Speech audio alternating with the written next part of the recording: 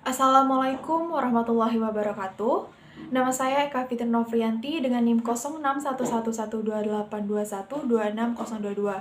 Jadi, di sini saya akan mempresentasikan media pembelajaran fisika berbasis real dengan judul alarm pendeteksi hujan. Jadi, ini adalah alat peraga saya, yaitu alarm pendeteksi hujan. Adapun fungsi dari alat peraga saya ini yaitu sama seperti namanya alarm pendeteksi hujan, yang berarti alat ini itu untuk mendeteksi adanya air hujan. Kemudian menjelaskan konsep fisika apa sih alat peraga saya ini. Jadi alarm hujan ini itu menjelaskan konsep fisika listrik dinamis. Selain listrik dinamis, alat peraga saya ini tuh menjelaskan konsep gelombang bunyi. Kemudian tujuan pembuatan media pembelajaran ini yaitu yang pertama untuk menjelaskan konsep fisika listrik dinamis pada alarm pendeteksi hujan. Yang kedua itu untuk menjelaskan konsep fisika gelombang bunyi pada alarm pendeteksi hujan. Yang ketiga mengetahui prinsip kerja alarm pendeteksi hujan.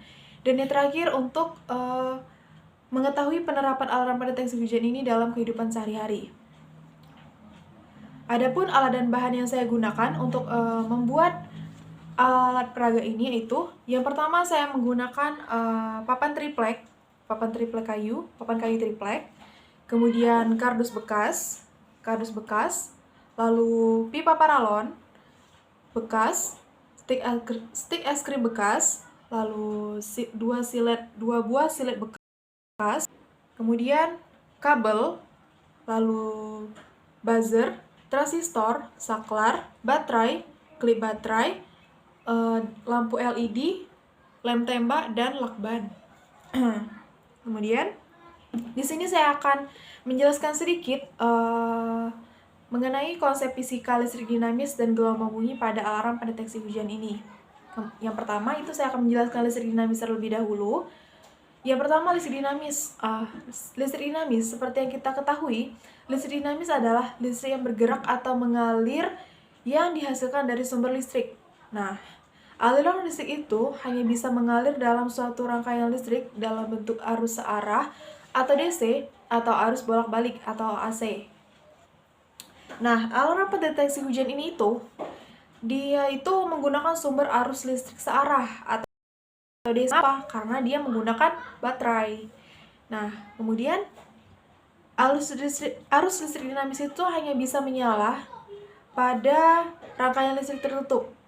Misalnya itu pada benda yang digerakkan dengan baterai dan lampu yang terhubung secara langsung itu dengan saklar.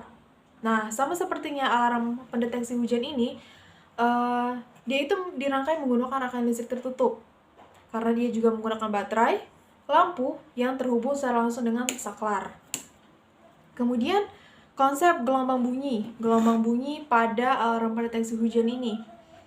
Seperti yang kita ketahui, bunyi itu tidak dapat merambat melalui ruang hampa udara. Nah, bunyi pada buzzer itu merambat melalui udara atau media gas yang ada di dalam suatu ruangan, sehingga kita bisa mendengar bunyi dari buzzer tersebut.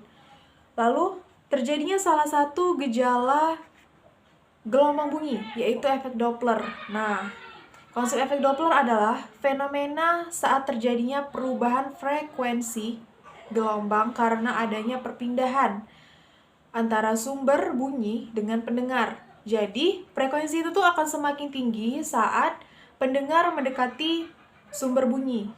Begitu pula sebaliknya, frekuensi akan semakin rendah saat pendengar menjauhi sumber bunyi. Kemudian, bagaimana sih prinsip kerja dari alarm pendeteksi hujan ini? Nah, sebenarnya itu saya di sini itu untuk membuat alarm pendeteksi hujan itu menggunakan sensor hujan. Hanya saja di sini saya lebih memilih menggunakan benda yang bisa menggantikan sensor hujan tersebut, yaitu benda yang bersifat konduktor atau penghantar listrik yang baik. Salah satunya yaitu benda dari besi seperti silet ini. Nah, di sini saya menggunakan dua buah silet. Satunya itu dihubungkan dengan kabel yang bermuatan positif, dan satunya lagi itu dihubungkan dengan kabel yang bermuatan negatif. Jadi, cara kerjanya sendiri yaitu apabila silet yang sudah terhubung dengan rangkaian listrik ini itu terkena air, maka akan terjadi proses elektrolisasi oleh air.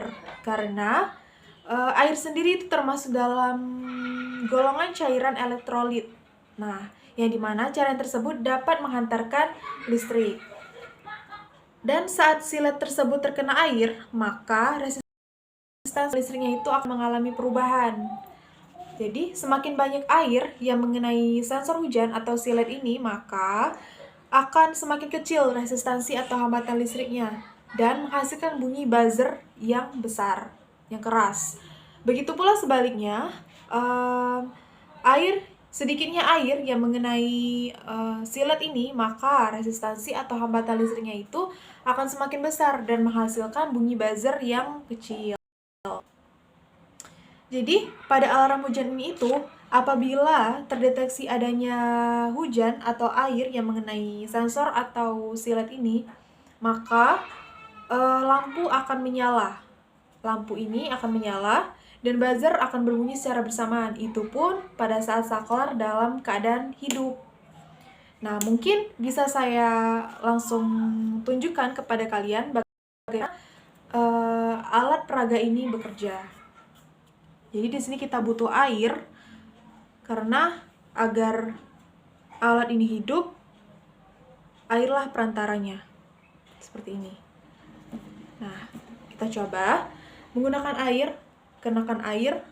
Pastikan alat ini itu saklarnya itu dalam keadaan hidup. Dalam keadaan hidup.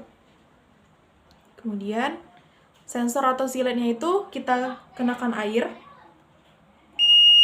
Nah,